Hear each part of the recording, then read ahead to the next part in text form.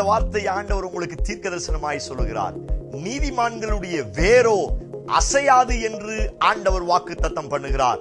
இன்றைக்கும் என்னையும் என் குடும்பத்தையும் என் தரிசனத்தையும் என் கையின் பிரயாசத்தையும் என் எதிர்கால வாழ்க்கையையும் அழித்து போடும்படியாய், கவிழ்த்து போடும்படியாய், அசைத்து பார்க்கும்படியாய் அநேக சத்துருவின் வல்லமைகளும் சில மனுஷிக வல்லமைகளும் இன்றைக்கும் எனக்கு விரோதமாய் மோதி கொண்டிருக்கிறது.